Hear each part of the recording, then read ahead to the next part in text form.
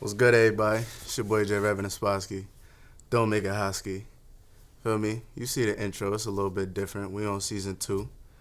And if you watch Paid in Full, I'm back. You know what I'm saying? I'm back, baby. I'm breathing different. I'm moving different. I'm walking different.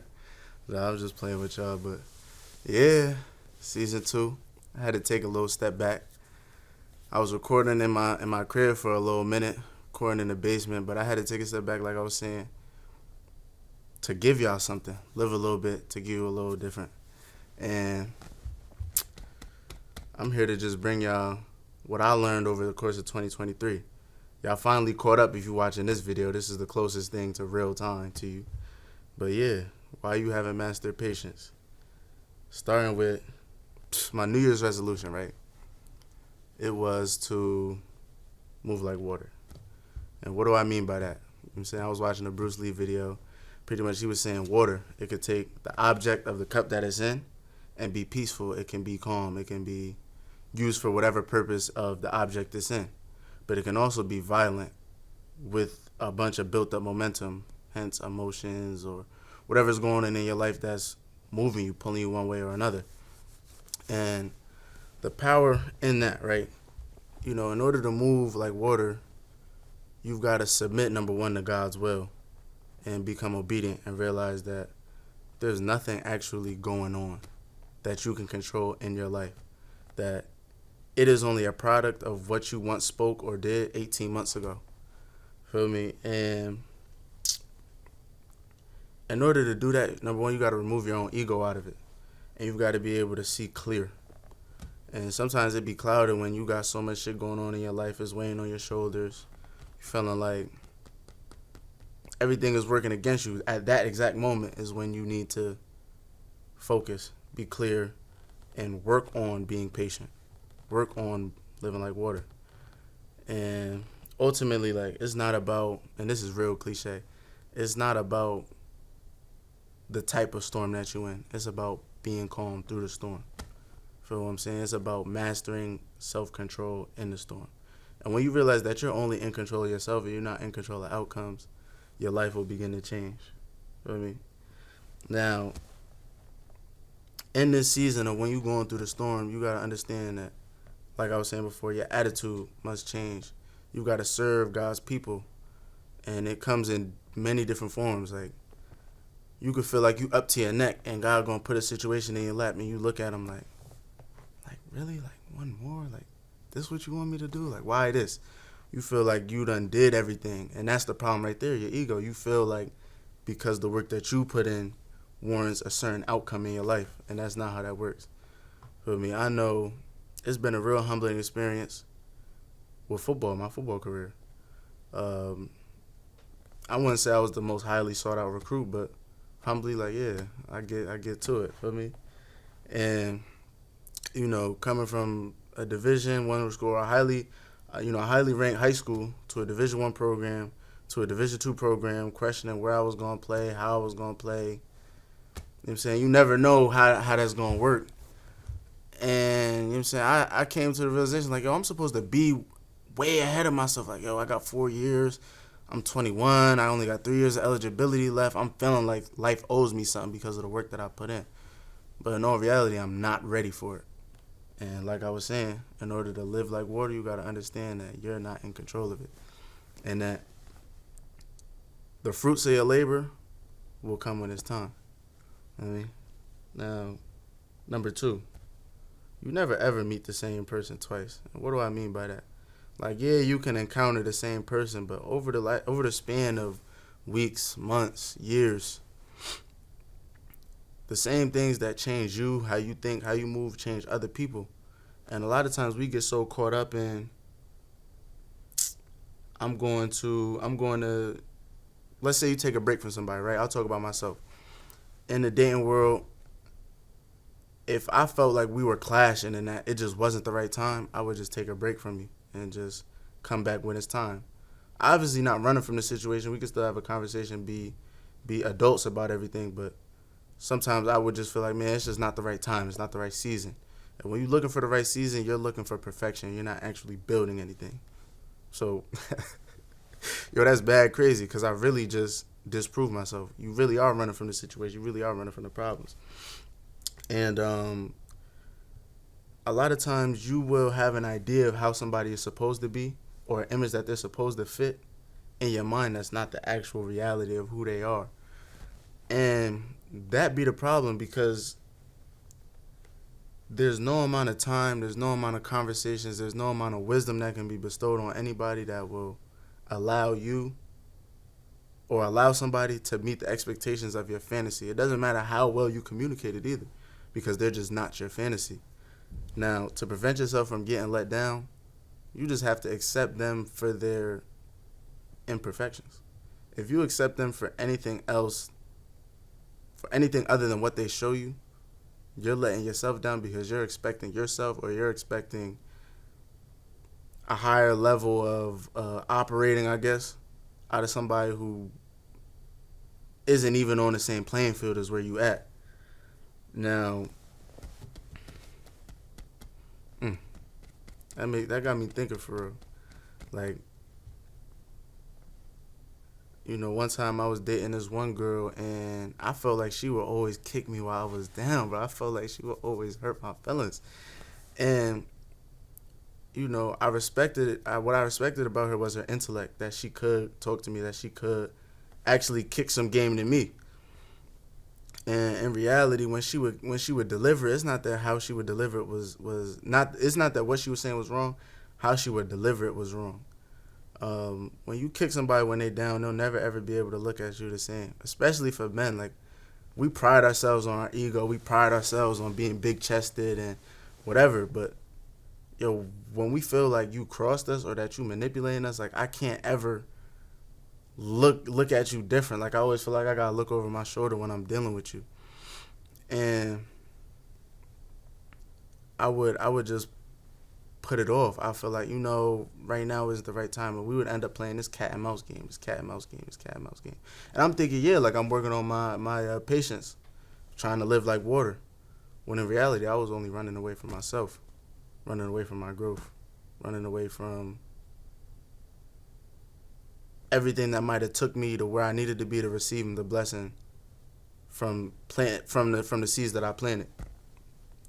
Now, that brings me to my third point. Just spilled on myself. I'm tight. Worshiping false idols. Now, bear with me on this one. Bear with me. Like, how do you define the word religion? And I wrote it down. A pursuit or interest to which one ascribes supreme importance to. So I'm a student athlete. So attending class is a form of religion. Being an athlete, playing football, is a form of religion. Your career or your profession is a form of religion. Clubbing also could be a form of religion if you do it religiously. Now, chasing after these superficial goals or these forms of happiness will never actually bring you anything. It'll never fulfill your spirit. It'll always be like that hunger sensation you got. Like, you're always gonna crave something. And recently, I had a phone call with an old friend, really, but he was a family friend. You know what I'm saying? Close with my dad, close with my brothers. Celebrated holidays with them together. We played college football together. And he really called me to just hash out our differences. And we began to just talk about football after we hashed everything out. Fast forwarding. Talking about football, and he was like, yo, how'd your season go? You know what I'm saying? And I get to telling him, like, it had ups and downs. Like, I was thriving, I was doing this, I was doing that. But all in all, I feel like I learned everything that I needed to. And he was like, well, how could you say that? And just the insight that I had, or the perspective that I had, gave him some insight on his situation. And pretty much we both, at the time we was playing football together, both feeling like we was getting hazed by our coaches. Our coach was just holding us back, didn't want to coach us. When I came into college with him, I was a freshman. He was an upperclassman, so his moment was on the cusp. Like, he could almost touch it in his hands. His dreams of playing in the XFL, the NFL, like, it was right here. Like, all he had to do was just and it was right there. And I began to tell him, man, the nasty part about college football or any college sport is that a lot of people who do believe in God, they'll get on their knees and pray to God and ask them for the physical ability or the wisdom to be able to serve another man, to serve somebody else's purpose, when you're asking for the wrong thing. Like when you're praying for God for wisdom, it's not so that you glorify another man, it's so that you glorify him and his will through your doing. And he couldn't wrap his head around that concept right there. The very reason why his blessing might not have come. Now, I'm not omnipotent, so I don't know. But was that he was going about it wrong. I was going about it wrong. And this isn't to point fingers or to act like, I'm bigger than whatever, but let's point the finger back at myself, right? In my situation, I felt like, maybe I could have played more. I could have did this more. I could have did that more. But in reality, I never was aligned to begin with, feeling like I was owed something.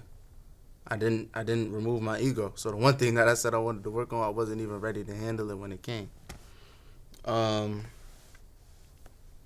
Now, number 4, how to create happiness.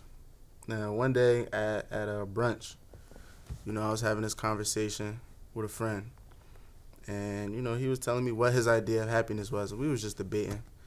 And he told me, happiness is raising a family, having kids, being able to provide for his mom, his family, etc., etc. These are all very good things. Like, ain't no shade to bro, because I feel like, especially most men, because I was talking to my mans, everybody wants to do that. And I began to question him. I'm like, well, why can't you do all of that now? Like, why are you putting a time limit on your happiness? So, okay, happiness is raising a kid, paying off my loans, being debt free, etc., etc. But why can't you do that right now? He sat back. He was like, that makes sense. So, I'm saying, we began to digress where he's like, well, happiness is this. And, I got to have this, I got to have that, and blah, blah, blah, blah, blah. But every time you do that, you put conditions on your happiness. Every time you move the goalpost, you're now, if you're here and God is here, every time you make one of those comments, you're adding another roadblock, another roadblock, another roadblock, and you're clouding your own judgment. Because who's to say if you don't just pursue God's love that it won't bring everything in harmony? And we sat there for about an hour just circling around this concept, and it was actually it was really funny. He was like, bro, that don't make sense. Like, if I get God's will and I get this, I get that. Like, you ever know how somebody goes about telling you something? It's just funny. That's all I'm really saying. But the overarching point was that you can never hold happiness. You know what I'm saying? The goal of life, it's like a cat and mouse game. So if you're here and your goal is here, you get here, it moves. Now, you may find out that you get it and you're no longer happy, or you may find that actually, I was chasing the wrong thing, so now you got to start all over, and your goal is here, so now you get here. Let's say you do have it, and you're living harmoniously now as well. The goal resets. Now, ironically, around the time all of this is going on, I'm reading this book in my philosophy class. It's called Socrates in Search for the Truth, but the book title is The Allegory of the Cave. Now, it's by Plato, and pretty much it just talks about how the only way to remove your own self-ignorance is to actually pull the blinds back and realize, like, oh, snap. Everything that I believe is an illusion of what I actually want, which is also an illusion of what the real material is, like that real satisfaction is. And hold on one sec.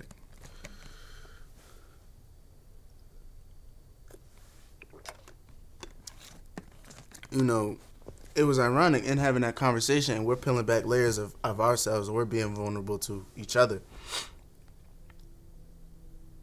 It was like I actually lived the book for a second. It was just a surreal moment. And what I began to realize is when you pursue God's love, it's not that you're seeking validation, you're seeking the approval, but you know that the peace and the happiness that you always want can only come from your Father, your Creator. Anything else will just leave you feeling hungry or that you're not fulfilled.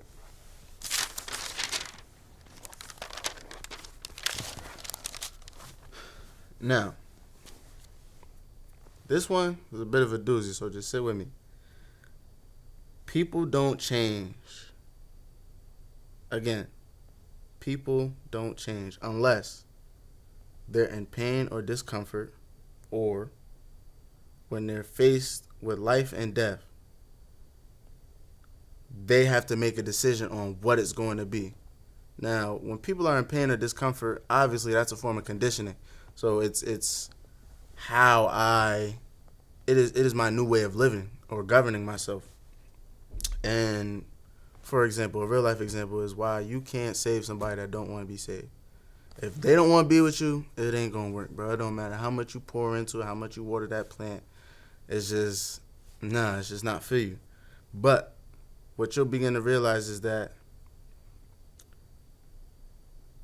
when people are faced in life or death, the fate of where they want to be at is right there. If you provide it for them, a lot of times they don't actually want what you're giving. And why? Because they don't want to feel like you gave them a handout. They don't want to feel like they owed you something. They don't want to feel like I have to do this. People revert back to who they most are only out of comfort. Sometimes the fear of the future binds people because they can't get past their own minds. So how are they going to get past you? And honestly, again, as I was saying before about myself, it's a form of running away from yourself. You're not ready to bear the fruits of your own labor. And lastly, time doesn't heal all wounds. Now, many times you can address the fruit of your problem, but it doesn't ever address the root of your problem, what you're actually struggling with. And what do I mean by that? If we're talking about temper, if every time I get triggered, I lash out. Lashing out isn't the problem because that's natural human instinct, human emotions. You can't really do anything about that. But how conceptually I deal with my temper, why I'm triggered, what is triggering me, peeling back the layers of the problem, you'll begin to realize what the actual problem is and be able to fix that. For example, before class today, I was on the phone with one of my homegirls, and she was telling me, like, man, you know, I hate women that do this, or I hate women that do that.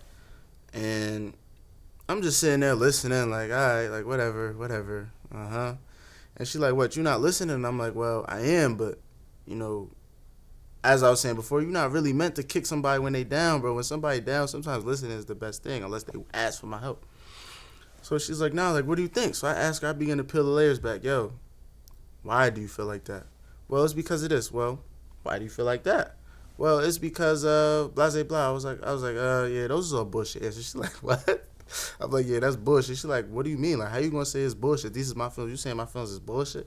I'm like, no, your feelings not bullshit. But long story short, we get to talking, and I'm like, okay, are you triggered by these people because you see a form of yourself? You see something that you wish that you changed, or, you know, a feeling that you still struggle with and you don't like it in your personal life, and when it happens in somebody else's life, you're taking problem to that. And, you know, she paused for a second, like it was crickets. And she was like, wow, like I never thought of it like that. And, you know, obviously in the conversation, like, yeah, hey, he was like, yeah, like I did my big one, but nah, I really hate telling people about themselves, because most times they're not ever ready to receive it. And, you know, I think the most important part of that conversation, especially for anybody who feels like they've got to give their friends or anybody else advice, is that in that space right there, you can't judge them. You can't condemn them. You can't tell them that they're wrong. But actually, that's where you begin to plant the seed. That's where you begin to work with somebody. Once you peel all the layers back and see them for what they actually are, is only when you can begin to build. Oh, somebody say bless you. One of y'all say bless you. But yeah, you know, at that exact moment, that's the only point that the peace that you're looking for, the patience that you're looking for, the love that you're looking for can be built. Because all the virtues that God tells us in the Bible come from that moment right there. And that moment right there is so powerful. Now, what I want to leave y'all with, season 2, right? This year is titled The Pivot. I'm saying I'm transitioning a little bit. Last season, I just wanted y'all to get an idea of who your podcaster was. So you see me in many different spaces, you know, with the homies, with my homegirls, by myself, etc. But now it's actually time to dig deep who I am, what I go through. And of course, you're only going to see a portion of it, but we're just transitioning a little bit. And you get to really see why the podcast is titled The Glass Half Full without me explaining it to you. Now, be sure to like, comment, subscribe. Tap in. You're going to see the new outro, new intro. You seen it. Yeah, it's hot. I know. I did that myself. But yeah, it's your boy J. Reverend Sponsky, and I'm out, Ski.